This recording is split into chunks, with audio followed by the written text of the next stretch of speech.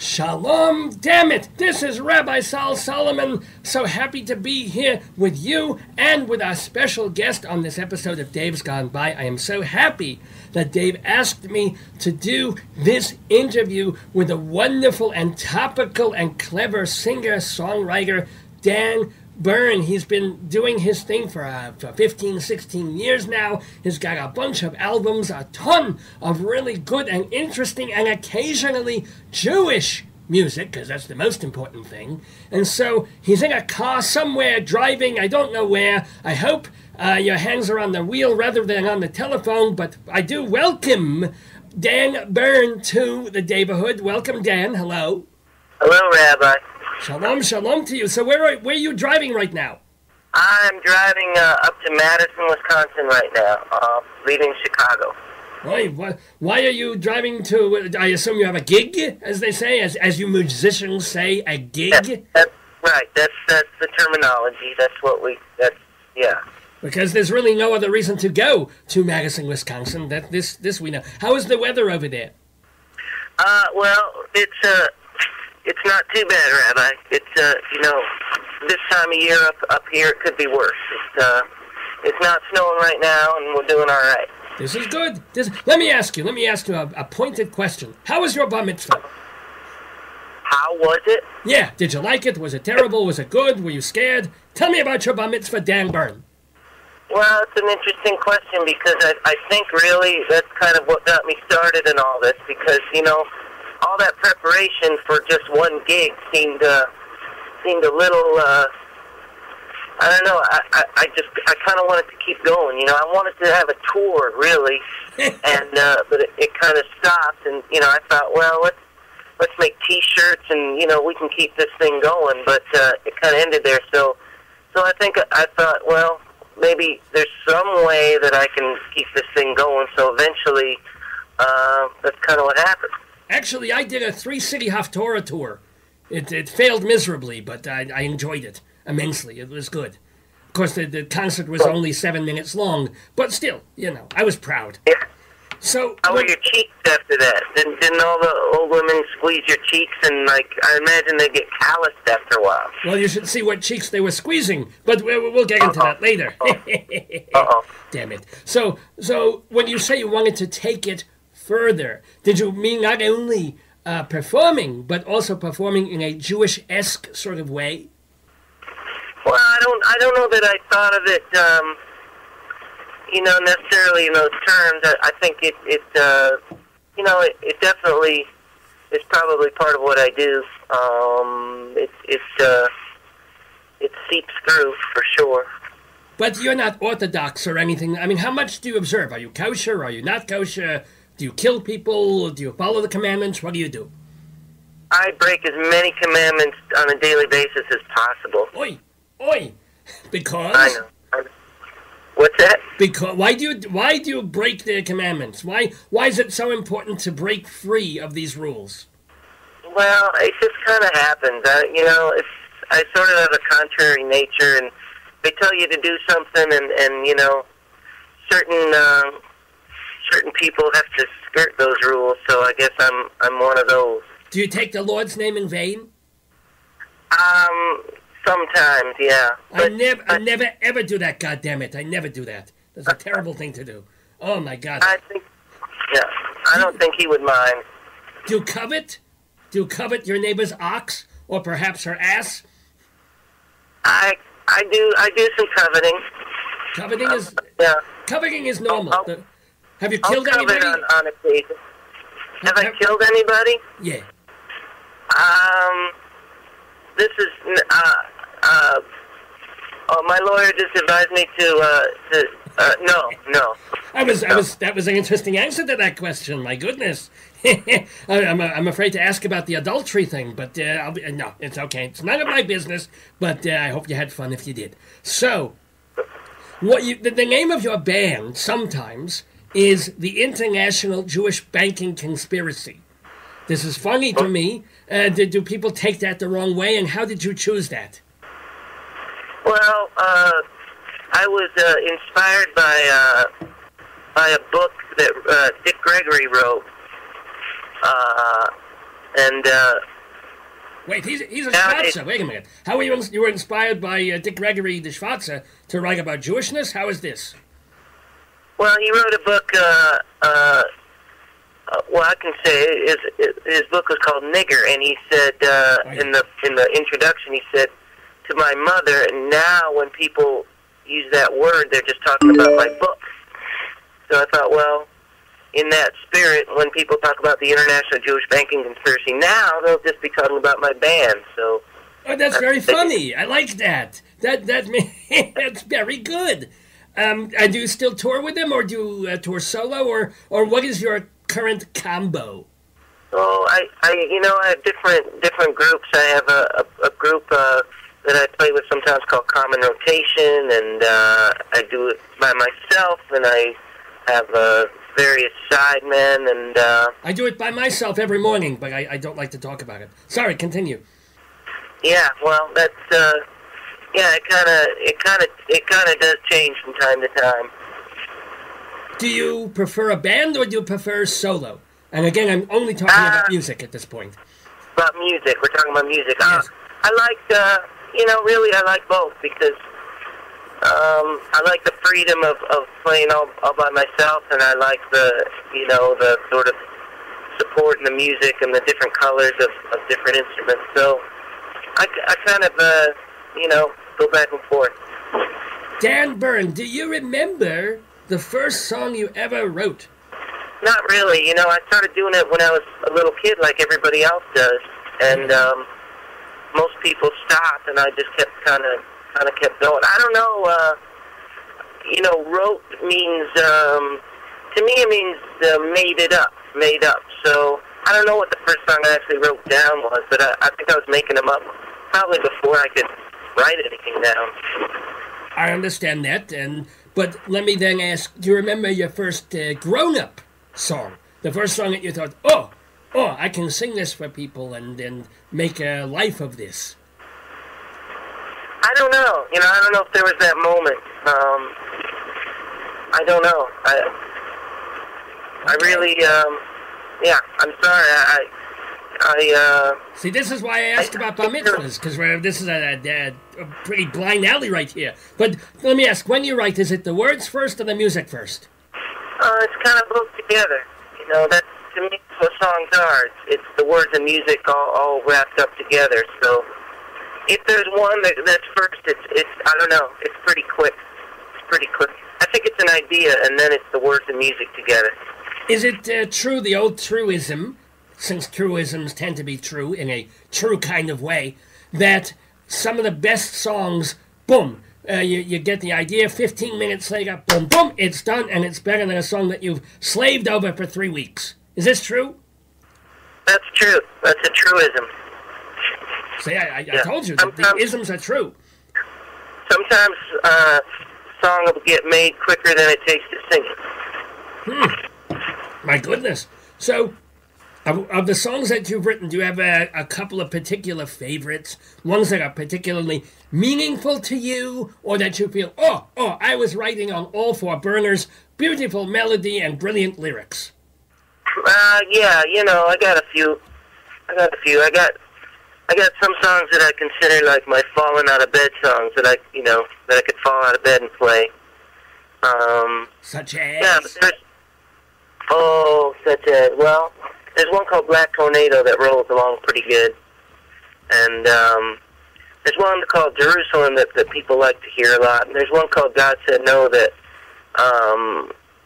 it's about trying to go back in time and change things, and God it's kind of one of those old-fashioned, Old Testament kind of, arguments with God where you're actually taking off the gloves and getting in there and arguing and so on. I like that one pretty well. I can't think of a Jew who doesn't do that with God, myself included. Right. Get up in the morning, I fall out of bed, but I don't fall on a song. I just fall out of bed because I get disoriented, and then I say, God, why didn't I just hurt my arm falling out of bed? This turns into an hour and a half argument, and then I have my breakfast. It's, what a life I lead. My God. So you don't argue over breakfast, you argue and then you have your breakfast? I argue sometimes under breakfast. It's a strange household I have. You, I'm sure, have heard the term because you write clever songs, nice songs, folk songs, topical music, and you have a certain kind of singing voice. You must have heard a zillion times the Bob Dylan comparison. Does that bother you? Are you flattered? How do you feel in relation to, of course, the perhaps greatest singer-songwriter of the 20th century, Bob Dylan? I'm kind of bored with it, really. Okay.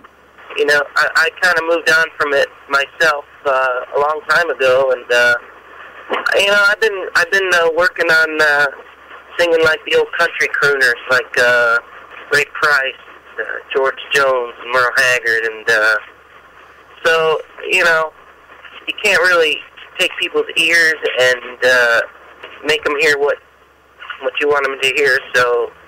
Oh, when I have a sermon, I run into the pew, I grab them by the ears, I shout into their heads if they're not listening. Yeah.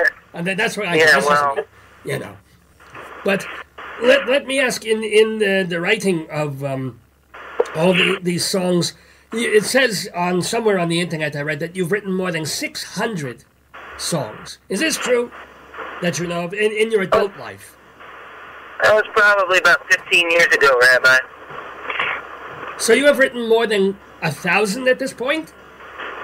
Well, sure. I mean, I stopped counting at 1,000 about 10 years ago. You're joking. What do you write 3 songs a day? Sometimes. I've written 8 songs in a day. I've written 10 in a day. But I don't necessarily write a song every day.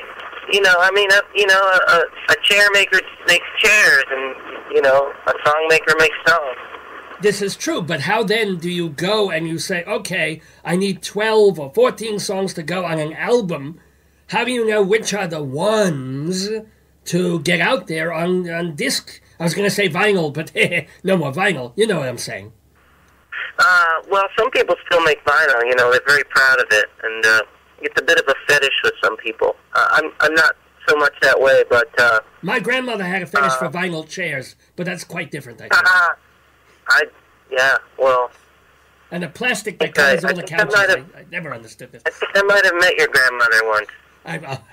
I'll ask her, well, God, when I see her in the Olam Haba. Remember her to me. Or me to her. But seriously, how do you know when you've written? Of course, when you're writing a song, you think it's good. So, but how do you know is it good enough? Is it lasting enough to go and be permanent, as it were, on a CD? Well, I guess that's, you know, I mean, for one thing, you're not going to put songs that you've already made, that you've already recorded and put out. You're not going to put those on.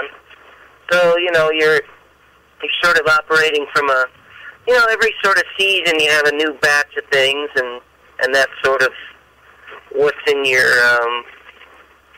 target. You know, sometimes there'll be some surprises.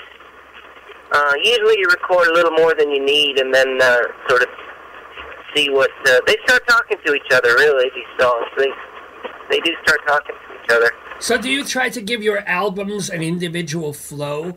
So they're not just a collection of songs, but the album itself has a kind of feeling and theme? Oh, definitely. You know, and I mean, the way people listen to music nowadays, they don't necessarily listen to it in the order that you put it in. You know, they'll put it in their iPod and they'll shuffle it, or they'll take one song. But still, you know, for the people that do listen to albums in the old way, and for yourself, you're trying to tell a story, and you're trying to, you know, make something coherent. This is true. I've been trying to make something coherent for years. No luck. No luck at all. No luck. Can I ask what, Dan Bern, is on your iPod? What are the songs that you listen to, not by you? Well, lately, Johnny Cash, One Piece at a Time. That's a funny song. George Jones,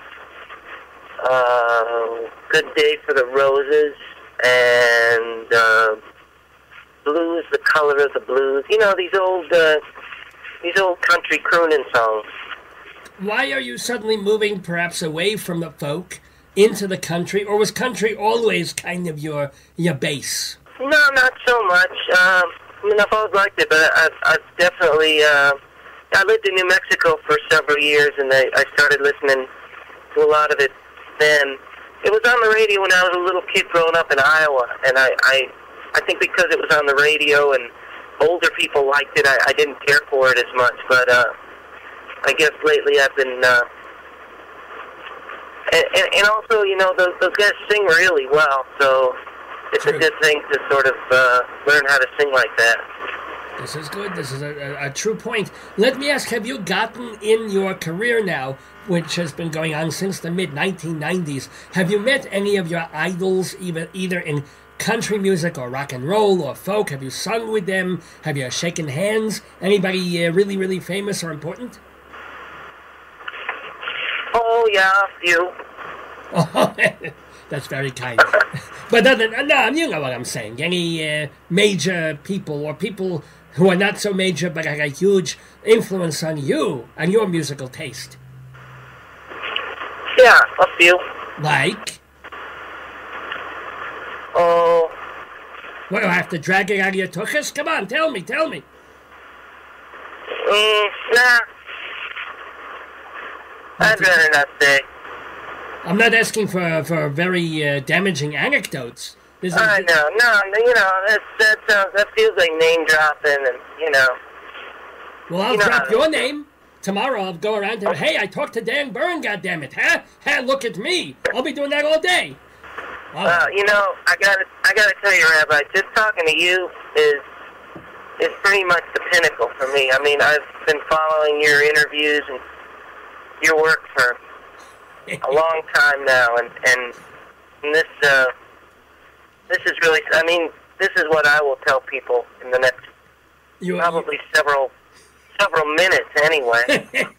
You are more than kind. What was the motto of the Ruttles? A legend that will last a lunchtime? I always liked that. Always made me laugh. Speaking of laughs and funny, if people don't know, Dan Bern was also responsible for a great deal of the music in the very funny comedy movie Walk Hard, the Dewey Cox story. How did that happen, and how did you work to write for a movie?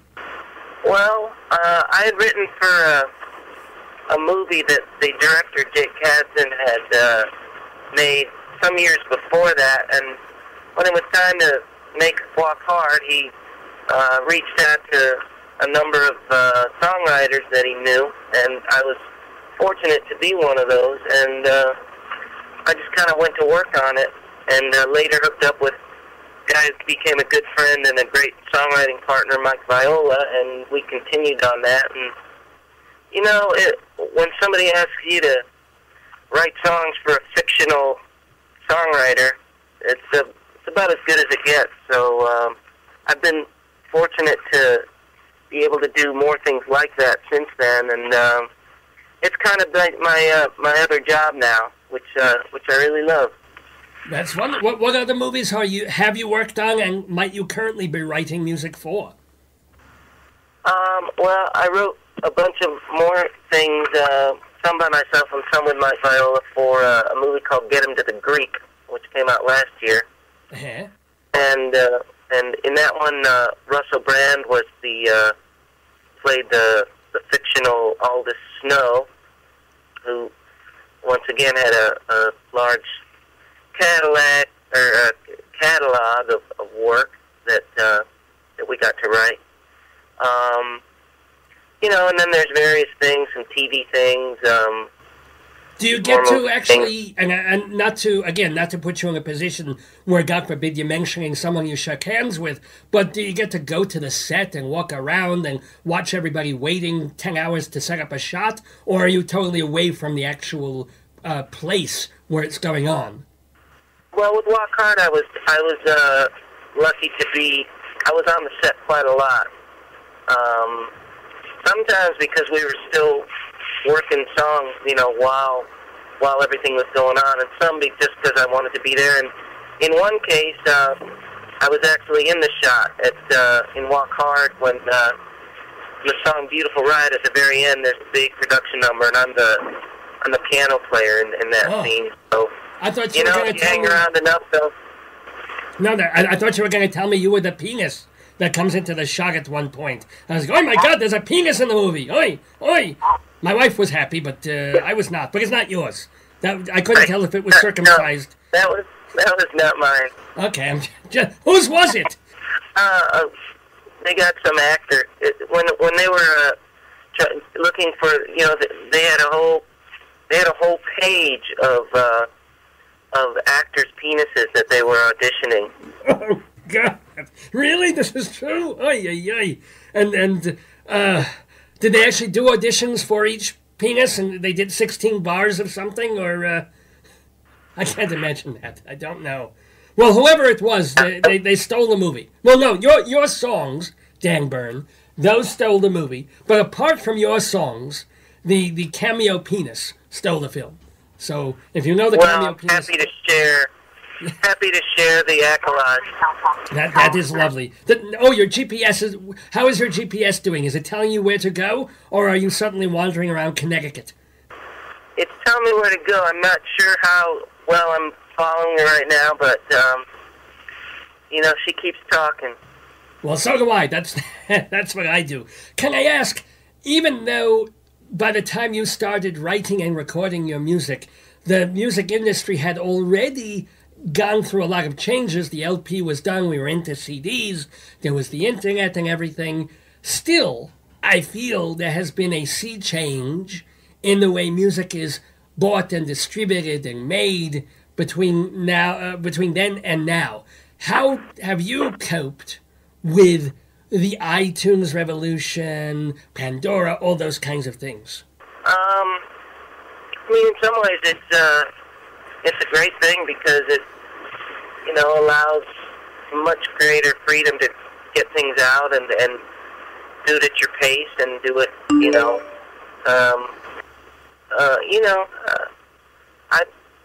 I kind of just keep doing what I've always done, which is write songs and record them and get into people any way that there is, It does seem to change daily, and for the most part, it's probably a good thing.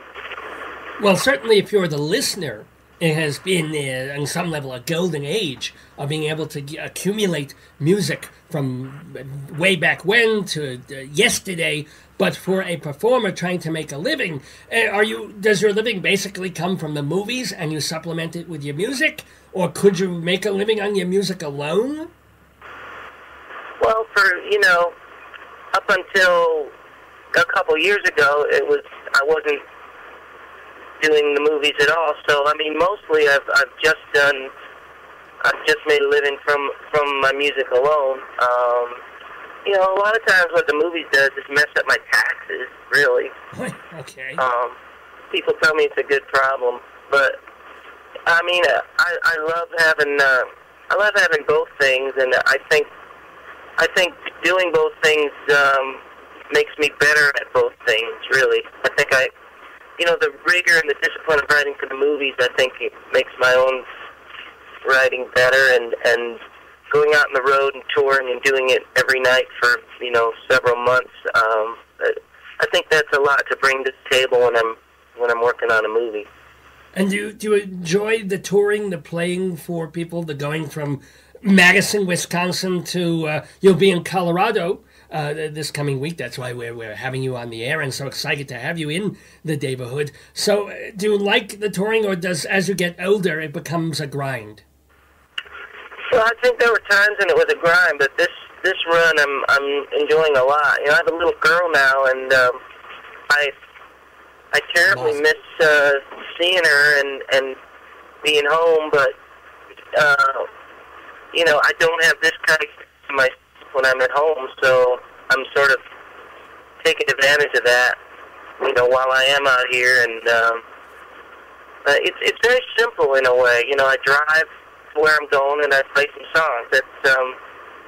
That's about as simple as it can get sometimes. Nothing wrong with that. You pick up a little paycheck and then you're off to the next. Can I ask, how did you marry a nice Jewish girl? She's nice, yeah. But, oh, did you marry out of the faith? No. Oh, Maza, how did you meet her? Oh, I met her at a party in L.A. some years back.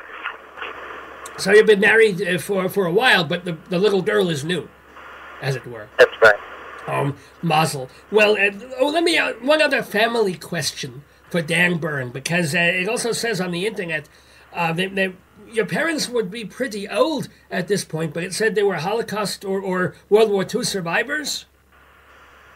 Yeah. Where can you tell me a little bit about your mom, your dad, and what they escaped from and how? Yeah. Well, my mom was living in Germany during the Kristallnacht time, and she has one amazing story where she had the key to the synagogue in the town she was living in Bielefeld, because she was practicing the organ. She was a musician. And one night she was practicing and then went home, and then in the morning the synagogue had burned down, along with all the other synagogues in the country, and she still has to this day the key to that synagogue. She gives talks, and she'll pull out the key at the end, and it's a, dramatic moment. And that really, her father was a lawyer, and he had been working to help other people get out of the country for several years, but had sort of neglected to do it for themselves. And I think when Kristallnacht happened, that's when he really finally saw the writing on the wall and got them out of there in early '39. And they went to England on a kinder transport, my mom and her sister. So that's my mom's side. My dad's side is actually a darker tale. He was from Lithuania, and he was the oldest of 5 kids, and he had already been away. He had been studying piano in Paris with some of the great teachers of the day, and had come back and was a young professor in Riga, in Latvia, and but saw what was going on, and in '39 he left and went to what was in Palestine, and a couple of years later,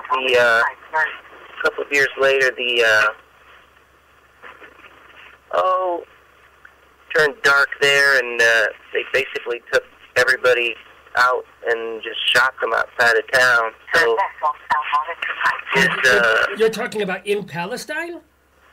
No, in Lithuania. Oh, Lithuania. Okay, but wait, I'm sorry. Maybe I lost the thread there for a moment. He left. He got to Palestine, but then back home, his parents and of course, and his 2 young brothers and sister were all wiped out along with everybody else. His brother survived. He was a partisan in the forest fighting, and he managed to make it through.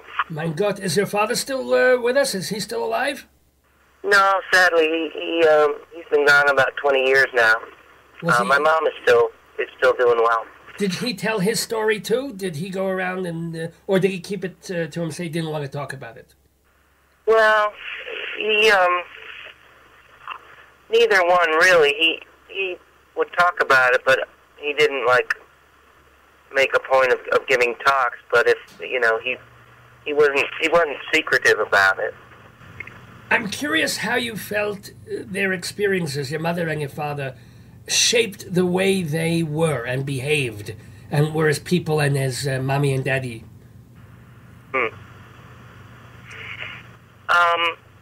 That's tough because for me it's just who they were, and I was always aware of their background and how we had come to be where we were. I'm sure it all was. I'm sure it shaped, what I did and what I do and all that. Have you played in Eastern Europe or Germany, or have you done any of that area? I played in Germany a lot. My sister studied opera there for a number of years, so I would go over there and visit her, and then in the course of that, I played over there quite a lot. Did it feel strange, or was it just another place? No, it always felt strange. You know, a lot of mixed feelings, because it, you know, in some ways, I felt very at home there. I was comfortable with the language, and sort of the culture was like what I grew up with in my home, because really, I mean, both my parents, their first language was German, and culturally they, you know, it was part of them. And but at the same time, you know, every tree, every old house, you know, you couldn't help but think, yeah, every street sign, you know, it's like that was there 50, 60 years ago. You know, what things did that tree see? You know, it's an extraordinary thing. I can't imagine. I don't know how I would react if you put me in Germany. All I know is hopefully I would not be armed, because there would be a lot of bodies around me.